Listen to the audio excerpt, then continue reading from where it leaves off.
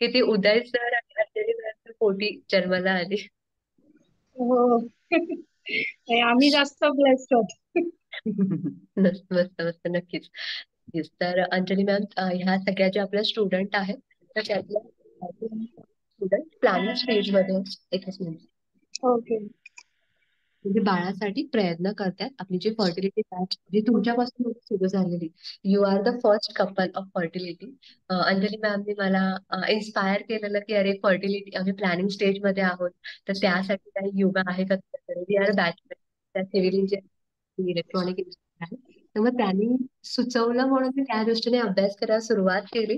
आणि 2-3 महिन्यानंतर I guess मी त्यांची कपल फर्स्ट ट्रेनिंग मी त्या दोघांना गाईड केलेलं. आणि मग नंतर त्यांनी स्वतःहून प्रॅक्टिस केली. आणि आता अंजली मॅम, तुमच्या हे रूम आता छान बहरलंय. आता जवळजवळ 400 स्टुडंट फर्टिलिटी बँक आपल्याला जॉईन आहेत, ओव्हर जॉईन आहेत. तर ही तुमची कल्पना होती आणि आता ती प्रॉपर एक्झिक्यूट होते. दररोज आपल्याला एक पेगा न्यूज यूपीटी पॉझिटिव्ह मिळते. तर thank you so much for the motivation. नाही, thank you. You are doing a good job in this section. कारण हा सेक्शन इतका कमी लेखला जातो की ह्याच्याकडे एक पॉझिटिव्हली बघण्याचा दृष्टिकोन किंवा कसं बघायचं. सगळ्यांचं नुसतं असतं की अरे कन्सिव्ह करायचंय, बेबीला जन्म द्यायचा आहे, पण एक डायरेक्शन हवी प्रॉपर. आणि ती डायरेक्शन मिळाल्यानंतर जो आउटपुट मिळतो तो खूप जास्त सॅटिस्फॅक्टरी असतो. सो तुम्ही सगळेजण खरंच खूप म्हणजे खूप छान डिसिजन आहे तुमचा की तुम्ही ह्या स्टेजमध्ये मॅमकडे आलात, जॉईन केलंय. आणि ह्याचा खरंच खूप लॉंग टर्म इफेक्ट असतात. आणि सायली मॅम नेहमी एक गोष्ट सांगतात की आपण ऍज अ ह्युमन बिईंग सुद्धा चेंज होतो. म्हणजे आपण आई होतो तर ती एक खूप छान प्रोसेस असते. आणि त्या प्रोसेसमध्ये तुम्हाला गाईड करायला सायली मॅम आहेत, ती खूप छान गोष्ट आहे. बिकॉज खूप छोट्या छोट्या गोष्टी त्या सांगतात, पण त्याचे इम्पॅक्ट खूप मोठे आहेत. आणि त्याचं इतकं इमोशनल पीस मिळतं, माइंड पीस मिळतं. So it is good decision की तुम्ही ती बॅच जॉईन केली. अंजली मॅम, तुमची जर्नी आम्हाला सांगाल का? म्हणजे फर्टिलिटीची, आणि काही जणी आहेत ज्या प्रेग्नेंट आहेत आता, तर ते पण तुमचा एक्सपिरियन्स ऐकायला आलात की तुम्ही काय काय एफर्ट्स घेतलेत, की जेणेकरून, जसं की तुम्ही पंचकर्मा पण केलेलं, तर ओव्हरऑल तुमची फर्टिलिटी जर्नी आम्हाला तुम्ही एक 5 ते 7 मिनिटात सांगू शकलात तर बेस्ट आहे. हा. तर ऍक्च्युली काय झालेलं, आमच्या लग्नाला 4 वर्ष झाली होती. अँड एफर्ट्स देऊन सुद्धा कन्सिव्ह होत नव्हतं. सो एक पॉइंट असा आला माझ्या लाईफ मध्ये की जेव्हा मी डिसाईड केलं, म्हणजे कळालं शेवटी की हे ह्याच्यावरती स्ट्रेस आउट करून उपयोग नाही. सो मग आम्ही ऍज अ कपल बसलो आणि आम्ही विचार केला की रादर दॅन स्ट्रेस आउट होण्यापेक्षा आपण आपल्या हातात प्रयत्न करणं आहे तर ते करू. सो आम्ही त्या दृष्टीने प्रयत्न चालू केले. सो सगळ्यात पहिले तर आम्ही म्हणजे स्वतःचं नाडी परीक्षण केलं दोघांचंही. त्याच्यानंतर पंचकर्म केले. सायली मॅम कडे fertility yoga, couple yoga class केला. सो पंचकर्म केल्यामुळे आमची बॉडी रिलॅक्स झाली. कपल योगा केल्यामुळे आमचे जे योगा फ्लोज होते त्याच्यामुळे आम्हाला खूप एनर्जेटिक फील झालं. त्याच्यानंतर आम्ही मनशक्तीचं लोणावळ्यातलं मनशक्ती केंद्राचं सुप्रजनन कार्यशाळा केली. त्याच्यामुळे आम्हाला माइंडसेट कळाला की कसा माइंडसेट ठेवायला हवा to conceive and throughout the pregnancy. आणि त्याच्यानंतर मग आम्हाला कन्सिव्ह झालं. कन्सिव्ह झाल्यानंतर सायली मॅमचा योगा, मनशक्ती आणि बालाजी तांब्यांचं गर्भसंस्कार बुक हे मी खूप थरोली फॉलो केलं. आणि सायली मॅम म्हटल्या तशा की माझ्या प्रेग्नन्सी मध्ये पण अशा फेजेस सगळ्यांच्याच ह्याच्यात येतात. 9 महिने हा खूप मोठा ड्युरेशन असतो. आणि आपण असं नाही म्हणू शकत की 9 महिने सगळेजण माझी काळजी घेतील, सगळं खूप छान असेल, असं नाही होत. काही पॉइंट त्या ह्याच्यात असे येतात ज्या वेळेला आपण फक्त नवरा बायकोच एकमेकांसाठी असतो, किंवा त्यात काही मोमेंट्स असे येतात जेव्हा आपणच आपल्यासाठी असतो. सो त्यावेळेला आपण पॉझिटिव्ह राहणं खूप महत्वाचं असतं. मी थ्रू आउट प्रेग्नन्सी माझं एकच हे ऐकलं होतं मी की तुमच्या लाईफमध्ये सतत 100% पॉझिटिव्ह होणार नाही. पण त्यावेळेला तुमच्या लाईफमध्ये जे काही पॉझिटिव्ह होतं 5%, 2%, त्याच्यावरती तुम्ही फोकस करा. तुम्हाला जे करता येणार नाही त्याच्यावरती स्वतःला स्ट्रेस आउट करण्यापेक्षा तुम्ही जे करता येऊ शकतं त्याच्यावरती फोकस करा. फॉर एक्झाम्पल, मी माझ्या प्रेग्नन्सीमध्ये 9th मंथ खूप लॉंग गेला होता आणि मी खूप एक्साइटेड होते डिलिव्हरी होण्यासाठी. आणि एक फेज आला होता, मार्च मध्ये माझी डिलिव्हरी होती. सो गरमीमुळे मी थोडीशी स्ट्रेस आउट होती. आणि मला खूप असं वाटत होतं की होळी दिवशी डिलिव्हरी व्हावी, असं व्हावं तसं व्हावं. पण ते झालं नाही, ते पोस्टपोन झालं. सो त्या फेज मध्ये मी स्वतःला पॉझिटिव्ह राहिला. मी खूप लास्ट स्टेज मध्ये विजन चार्ट केला आणि मला त्याचा इतका छान इम्पॅक्ट जाणवला. म्हणजे विजन चार्ट तुम्ही आत्ताच करा प्लॅनिंग स्टेज मध्ये, तो खूप जास्त हेल्पफुल आहे. मला आमच्या सोसायटी मधला एक मॅम होता, त्यांनी केला होता. आणि सायली मॅमनी खूप आधीपासून सांगितलं होतं, पण मी टाळाटाळ करत होती. पण मी तो लास्ट मोमेंटला केला आणि त्याच्यामुळे माझी थॉट प्रोसेस पूर्ण क्लिअर झाली की मला काय हवं. आय पर्सनली बिलीव्ह की मदरहुड ही एक खूप मोठी पॉवर आहे जी तुम्हाला देवाने दिली आहे. आणि त्याचा चार्ज कम्प्लिटली तुमच्या हातात आहे. सो तो चार्ज तुम्ही पूर्णपणे घ्या आणि स्वतःच्या लाईफला, स्वतःच्या प्रेग्नन्सीला, स्वतःच्या बाळाला ती डायरेक्शन द्या. असं दुसऱ्यांवरती थोपवू नका. तुम्ही तुमचा गोल तुम्ही डिसाईड करा की तुम्हाला काय हवं. नॉट बिकॉज घरचे सांगतात म्हणून प्रेग्नन्सी घ्यायची आहे, फॅमिलीचं प्रेशर आहे म्हणून, नवरा सांगतो म्हणून. तुम्हाला काय हवं, तुम्हाला कशासाठी बाळ हवं ते तुम्ही ठरवा आणि तशीच विजन तुमच्या बाळामध्ये ठेवा. आणि तुमचं बाळ विजन चार्ट प्रमाणेच होतं. मी अजून सुद्धा वृंदामध्ये बघतेय, ती आता फक्त 1 वर्षाची आहे, तरी सुद्धा मला तिच्यात त्या सगळ्या क्वालिटीज दिसतात. तिला अजिबात कसलीही कॉम्पिटिशन वाटत नाही, काही नाही. आणि सेम तीच thought process me through out pregnancy सुद्धा ठेवली आहे. तुम्हाला सांगितलं तसं मला वाटत होतं की होळी दिवशी व्हावी, पण ते नाही झालं, पोस्टपोन झालं. सो लास्ट मोमेंटला पॉझिटिव्ह राहिला, मी विजन चार्ट केला. लिटरली एक दिवस असा आला होता की मी नंतर ठरवलेलं की आता गुढीपाडव्याला तर ती झालीच पाहिजे. गुढीपाडवा तर चांगलाच दिवस आहे, मला तोच दिवस पाहिजे. आणि लिटरली मी इतकी त्या ह्याच्यात होते ना की स्वतःच मी स्ट्रेस आउट होते की आता गुढीपाडव्याला होणार. पण मला काही कळा आल्या नाही, काही नाही, मी नॉर्मल होते. सो मी स्वतःला पॉझिटिव्ह राहण्यासाठी लिटरली रांगोळी काढली. आणि मी 2 रांगोळ्या काढल्या होत्या, एक वेलकम बेबी बॉय आणि एक वेलकम बेबी गर्ल. म्हणजे मला ती रांगोळी माझ्याकडे अजून फोटो आहे. आणि मला ते इतकं छान वाटतं. आणि मला कम्प्लीट इंट्युशन्स आल्या होत्या होळीपासून की मला मुलगीच होणार. म्हणजे माझं ते इतकं होतं. आमच्या सोसायटीमध्ये एक मुलगी आहे, ती खूप छान डॅशिंग आहे. आणि मी तिला खूप 3-4 वेळाच भेटली होती. पण मला तिला बघून असं झालं होतं की अशीच मुलगी पाहिजे, की एकदम तडफदार पाहिजे, अशी धडाकेबाज मुलगी पाहिजे. आणि मला आता ती मुलगी वृंदाच्या बर्थडेला आली, तिने फ्रॉक आणलं, मला ते इतकं छान वाटतं. मी तिचं फ्रॉक सारखे घालते की हे ह्या वाईब्स आहेत आणि ह्या हिला हव्या आहे. आणि ते खूप म्हणजे तो जो फेज असतो ना, त्याच्यात जे तुम्ही पॉझिटिव्ह राहायला शिकता ना, म्हणजे मी प्रेग्नन्सी मध्ये पॉझिटिव्ह राहायला शिकली कारण माझ्या हातात तेच होतं. तुम्ही असं बोलून होत नाही. आणि त्याच्यानंतर गुढीपाडव्या दिवशी सकाळी मी ऍडमिट सुद्धा झाली. सायली मॅमने सांगितलेलं की तुम्ही विजन ठेवलं की होतं. सो मला सकाळी 6 वाजता उठून जावं सुद्धा लागलं. मी हॉस्पिटलमध्ये ऍडमिट सुद्धा झाले. पण देवाचे प्लॅन्स काही वेगळे होते. ती दुसऱ्या दिवशी स्वामी समर्थांच्या प्रकट दिवशी जन्माला आली. म्हणजे मी ते बघितलं सुद्धा नव्हतं कॅलेंडरमध्ये. मी लांबून बघितलं, हा लाल सुट्टी कुठली, होळीची. बरं आता होळी नाही, मग गुढीपाडव्याची, मग गुढीपाडवा हवा.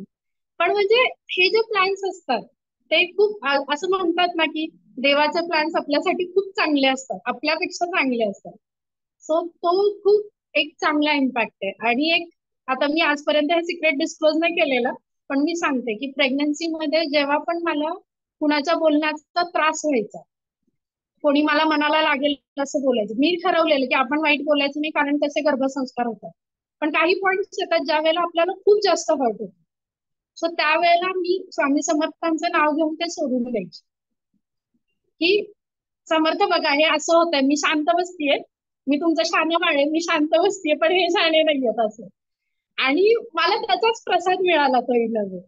सो हे खूप म्हणजे नामस्मरण ही सगळ्यात सुंदर गोष्ट आहे. आणि माझ्या प्रेग्नन्सी मध्ये मी माहेरी गेली होती, तर त्यावेळेला मला थोडं, मी वर्किंग होते थ्रू आउट प्रेग्नन्सी. सो मला एक संध्याकाळचा थोडासा गॅप मिळाला होता. मी मावशी लावलेली, पण संध्याकाळी मी जेवण बनवायचे.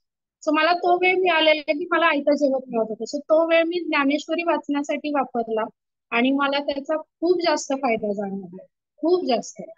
आणि मी प्रॉपर मराठीमध्ये ज्ञानेश्वरी वाचून समजून, म्हणजे लिटरली खूप वेळ लागला मला, महिना लागला मला, पूर्ण 1.25 महिना लागला मला ज्ञानेश्वरी वाचायला. माझे शेवटचे 3 अध्याय राहिले होते, ते मी नंतर डिलिव्हरी नंतर पूर्ण केले. पण मला खूप त्याचा छान फरक जाणवला. आणि मी आता माझ्या लाईफमध्ये, थोडस प्रेग्नन्सी नंतर तुमची चिडचिड कधी कधी होऊ शकते, पण जरी आता माझी चिडचिड झाली तरी मला जाणवतं की मी खूप लगेच नॉर्मल लाईफ वरती येते. आणि मला तो खूप मोठा फायदा जाणवला ज्ञानेश्वरीचा. म्हणजे आपल्या मराठा समाजात, हिंदू समाजामध्ये ते ज्ञानेश्वरी आणि भगवद्गीता हे इतके छान ग्रंथ लिहिले गेलेत की ते आपल्या मायबोलीत आहेत, मराठी भाषेत आहेत. आपल्याला ते वाचता येतात, समजतात आणि त्याचा त्याचा अर्थ खूप मोठा आहे, खूप जास्त मोठा आहे. सो आय रिकमेंड की ती तुम्ही रेफर करा. जे म्हणतात ना की गर्भसंस्कारांसाठी आपले ग्रंथ वाचावे, तर ते खूप खूप महत्वाचं आहे. आणि खूप छान फेज आहे ही. आणि सायली मॅमने दिलेल्या सगळ्या योगा ट्रिक्स फॉलो करा. बिकॉज मी हॉस्पिटलमध्ये सुद्धा, मी सांगितलं तसं, मी रोज सकाळी 11 वाजता कॉल असायचा माझा, त्याच्या आधी एक पॉवर नॅप घ्यायची सकाळी उठून सगळं आवरून. सो मी डिलिव्हरीच्या दिवशी, गुढीपाडव्या दिवशी हॉस्पिटलमध्ये गेली सकाळी 6 वाजता. मी ठरवलं होतं की सकाळी 6 वाजता म्हणजे सकाळी उठल्या उठल्या आपल्याला कळा सुरू होणार, आपण नाश्ता करून छान जाणार हॉस्पिटल. सो तसंच झालं, हॉस्पिटलमध्ये गेलो आणि माझी ती पॉवर नॅपची वेळ होती 10 साडे 10. त्यावेळेला माझ्या कळा थांबल्या. आमच्या मॅडम निवांत झोपल्या, रोजच्या वेळेप्रमाणे अलार्म लावल्यासारख्या हम्म. निवांत झोपल्या. डॉक्टर वगैरे सगळे की अरे तुला आत्ता कळा होत होते, आता काही नाही. एकदम सगळी प्रोसेस नॉर्मल झालेली. आणि त्याच्यानंतर मग 11 वाजता वगैरे हे झालं. सो मी त्या फेज मध्ये दुसऱ्या दिवशी 7:15ला माझी डिलिव्हरी झाली. मग त्याच्यानंतर तर त्या फेज मध्ये मी साई मॅमने दिलेल्या ज्या काही थोड्याशा योगा ट्रिक्स होत्या त्या फॉलो करत होती. आणि मला त्याचा खूप छान इम्पॅक्ट जाणवला. म्हणजे ओव्हरऑल सगळी प्रोसेस आहे ती खूप छान आहे. आणि सायली मॅम म्हणतात ते अगदी बरोबर आहे, मनशक्तीवाले पण सांगतात की तुम्ही गायत्री मंत्राचा जप करा, त्याने खूप छान फरक जाणवतो. आणि सायली मॅमच्या योगा क्लासला मी आजपर्यंत जे कोणी क्लायंट्स माझे फ्रेंड्स आमच्या फॅमिली सर्कलमध्ये रिकमेंड केले, ज्यांनी मॅमचा क्लास जॉईन केलाय, एक तर अशी सिच्युएशन होती जिला बेड रेस्ट होती, ती 9व्या महिन्यात फक्त सायली मॅमशी बोलली तरी सुद्धा तिची नॉर्मल डिलिव्हरी झालेली. म्हणजे दिस इज हर अचिव्हमेंट. की माझ्या रेफरन्स मध्ये आजपर्यंत कोणीच असं आलेलं नाहीये की ज्याची नॉर्मल झालेली नाहीये. लिटरली सगळे पेशंट असे, सगळे हे स्टुडंट असे आहेत की ज्यांना मी सुद्धा स्वतः, की कुणाला वाटलंच नव्हतं की नॉर्मल हिची काय नॉर्मल होणार आहे. 3 किलोचं वजन नाही उचलतायत, 3 किलोचं बाळ काय नॉर्मल डिलिव्हरीने जन्माला घालणार आहे. असे सगळे आम्ही होतो. सो योगामध्ये खूप छान पॉवर आहे. माझे पप्पा एकटेच होते जे पॉझिटिव्ह होते की नाही ती योगा करतेय आणि तिची नॉर्मल डिलिव्हरी होणार. बाकी सगळ्यांनी मला पाण्यात बघितलं होतं की हिच्याच्याने काय नॉर्मल डिलिव्हरी होणार. सो योगा ही एक खूप छान पॉवर आहे. आणि मी स्पेसिफिकली सांगते, माझ्या रेफरन्स मध्ये माझं ऐकून खूप लोकांनी योगा केला, खूप लोकांनी योगा क्लास जॉईन केला प्रेग्नन्सीमध्ये. मी त्यांना सांगितलं होतं सायलीकडे जॉईन करा. काहींनी सायलीकडे नाही जॉईन केला, त्यांना मी सांगितलं तुमचं तुम्ही घरी करा ऍटलिस्ट. त्यांनी व्हिडिओज वगैरे बघून केला, त्यांना प्रेग्नन्सीमध्ये हेल्दी जाणवलं, पण काही कारणास्तव त्यांची डिलिव्हरी नॉर्मल झाली नाही. आय पर्सनली फील की योगा हे एक सायन्स आहे आणि त्याचा अभ्यास सायली मॅमनी व्यवस्थित केलाय आणि तो त्यांच्या गायडन्स अंडरच करा. दिस इज माय पर्सनल एक्सपिरियन्स. आणि मी माझ्या फ्रेंड सर्कलला सगळ्यांना रेफर करून तुम्हाला हे सांगते. कारण माझ्याकडे अशी सुद्धा उदाहरणं आहेत ज्यांनी मी सांगितल्यानंतर योगा केलाय पण दुसरीकडे केलाय आणि त्यांना आउटपुट जाणवलेला नाही. योगा केल्यावर तुम्हाला प्रेग्नन्सीमध्ये डेफिनेटली फ्रेश वाटणार, खूप जास्त फ्रेश वाटणार.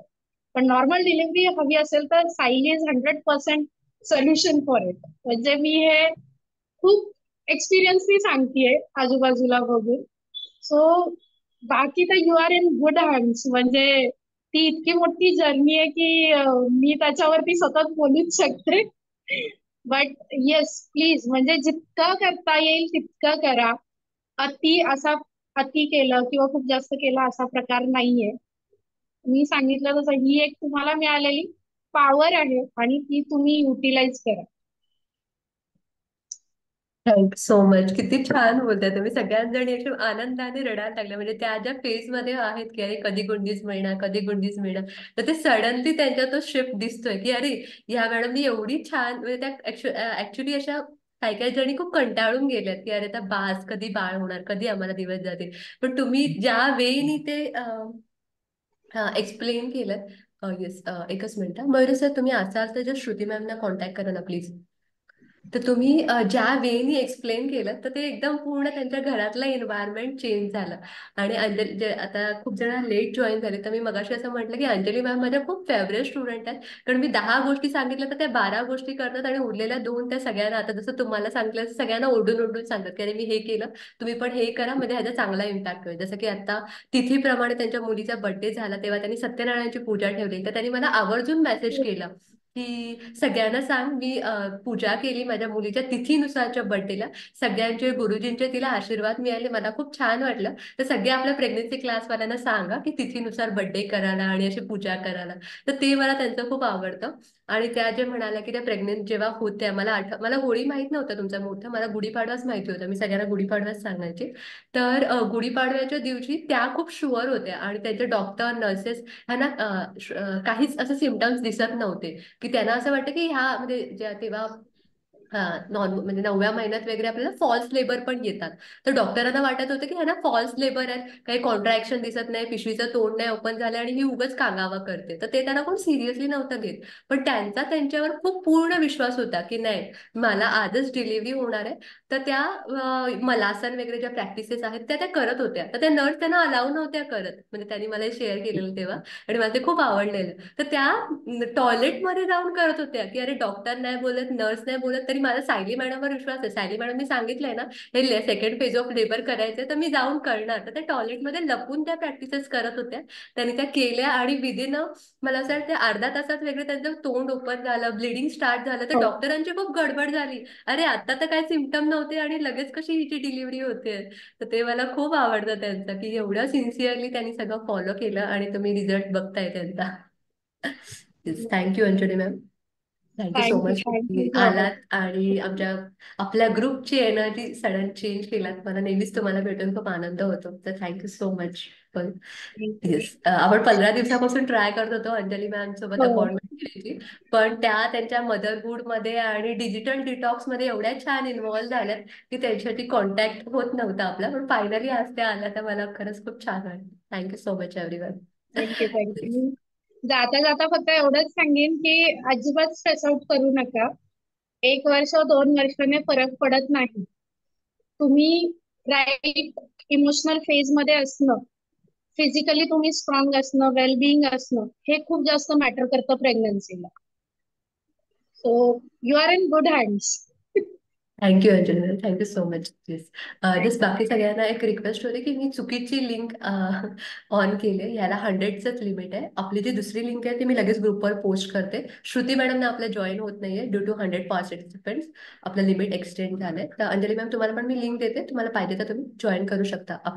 आपण हे नवीन हे बीज संस्कार एक सुरू केले, दर बुधवारी 8 ते 8:30 आपल्यासोबत श्रुती बोंद्रे मॅडम आहेत. तर तुम्हाला आता वेळ असेल तर तुम्ही जस्ट त्यांना भेटायला जॉईन करू शकता. मी ही मीटिंग एंड करते, आणि मी लगेच ग्रुपवर दुसरी लिंक टाकते, आपण त्याला जॉईन करेल. Bye, take care. Thank you Anjali ma'am, thank you so much.